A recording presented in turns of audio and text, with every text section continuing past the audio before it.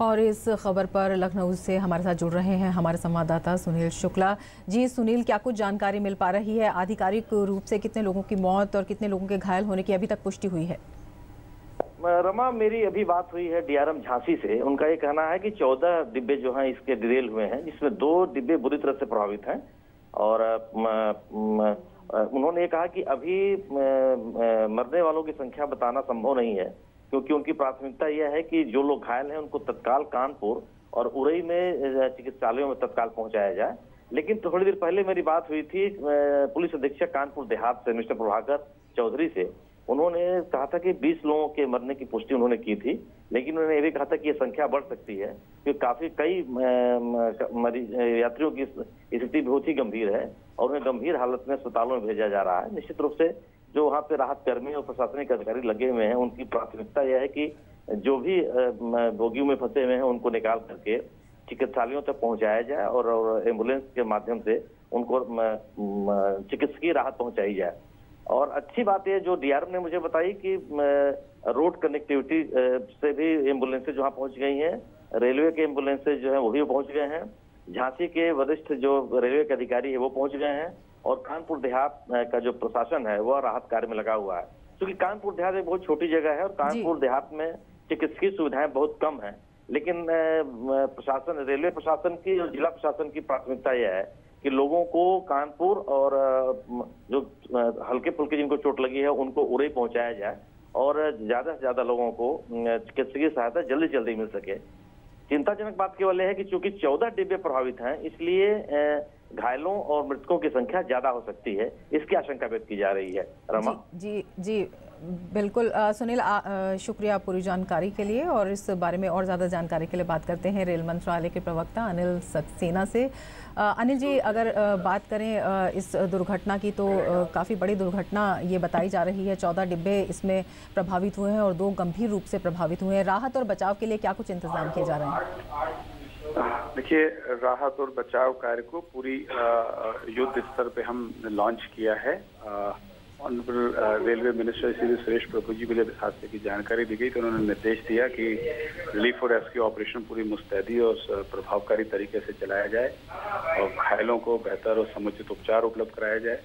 हमारे झांसी मंडल के वरिष्ठ अधिकारी जिस एरिया में ये एक्सीडेंट हुआ है वो रवाना हो गए हैं। नॉर्थ सेंट्रल रेलवे के जनरल मैनेजर अरुण सक्सेना भी रवाना हो गए हैं। झांसी मंडल के कुछ अधिकारी तो साइट पे पहुंच भी गए हैं।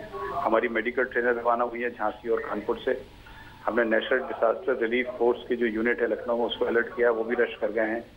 वहाँ पर एम्बुलेंसेस पहुंच गई हैं, लोकल एडमिनिस्ट्रेशन एक्टिवेट हुआ है। उन्होंने अपने अमले और डॉक्टरों के साथ, वो सबसे पहले पहुंचने वाले थे क्योंकि डिस्ट्रिक्ट एडमिनिस्ट्रेशन सबसे नियरेस्ट होता है एक्सीडेंट साइट के। कानपुर देहात जिला के प्रशासन वहाँ पे एक्टिवेट होकर उनके लोग पहुँचे हैं। हमारा पूरा फोकस ये है कि रिलीफ और रेस्क्यू ऑपरेशन बेहतर तरीके से चले। अभी आप डेथ की बात बता रही थी कि अभी 8 बॉडीज जो हैं हॉस्पिटल में हमने पहुंचाई हैं। इसकी बाकी और संख्या थोड़ी सी बढ़ सकती है, लेकिन उसकी पूरी वेरीफाइड और ऑथेंटिक इन्फॉर्मेशन देने में थोड़ा समय लग सकता है। हम भी ज़्यादा फोकस रिलीफ और रेस्क्यू पे किए हुए हैं। लोग घायलों को जल्दी से जल्दी अस्पताल पहुंचाएं। आसपास के सब अस्पतालों को अलर्ट किया गया है। डिस्ट्रिक्ट एडमिनिस्ट्रेशन के साथ हमारा तालमेल बना हुआ है और कोशिश कर रहे हैं कि लोगों को बेहतर से बेहतर रिलीफ और रेस्क्यू उपलब्ध कराएं। जी, ये अनिल जी, ये जो जगह है ये बताया जा रहा है कि काफ़ी छोटी जगह है और जो स्वास्थ्य केंद्र हैं वो उतनी संख्या में वहाँ पर ज़्यादा नहीं है, तो जो घायल हैं उनकी संख्या काफ़ी है। गंभीर रूप से घायलों को जल्दी से जल्दी ले जाने के लिए जो एम्बुलेंसेस भेजी गई हैं, क्या प्रशासन की तरफ से कुछ और इस पर कुछ और मांग की गई है कि ज़्यादा उनको भेजा जाए? इसके अलावा जो राहत ट्रेनें भी रवाना की गई हैं?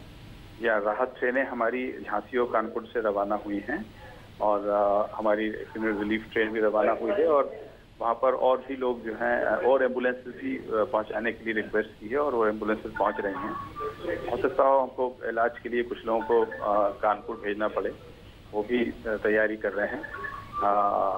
आसपास जितने भी हॉस्पिटल से उनको एक्टिवेट किया ही है, प्राइवेट और गवर्नमेंट सभी हॉस्पिटल को कोशिश की जा रही है कि लोगों को उपचार जो है समय पे और अच्छा मिले।